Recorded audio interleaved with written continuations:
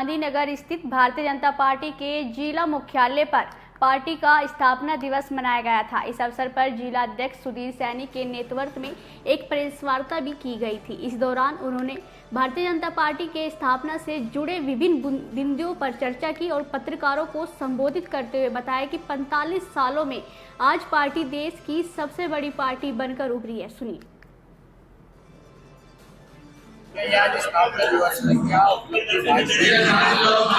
निश्चित रूप से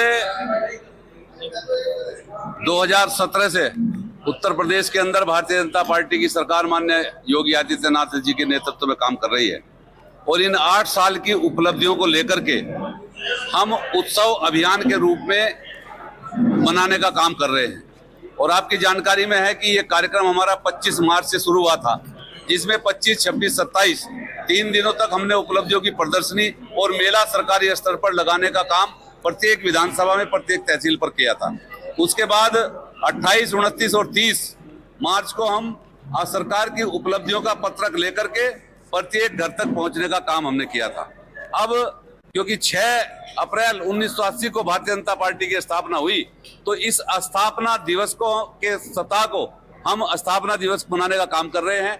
आज पार्टी के कार्यकर्ताओं ने जहां हमने यहाँ यानी कि पूरे प्रदेश के अंदर, पूरे देश के अंदर जो हमारे भाजपा मुख्यालय हैं उन पर ध्वजारोहण करने का काम किया है।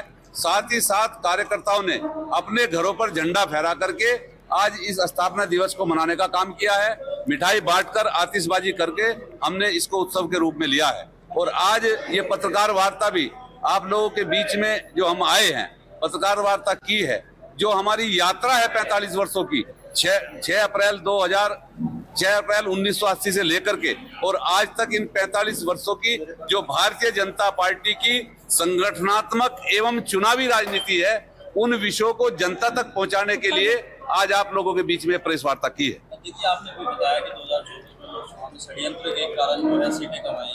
ये षड्यंत्र किसके माध्यम से किया गया? ये विपक्ष के द्वारा लगातार जनता के बीच में जो भ्रम फैलाने का काम किया गया था कि भाजपा सत्ता में आई, भाजपा को अगर 400 सीट दी तो ये संविधान को बदल देंगे, ये आरक्षण को समाप्त कर देंगे। इस प्रकार का भ्रम जो लोगों के बीच में फैलाने का काम किया है।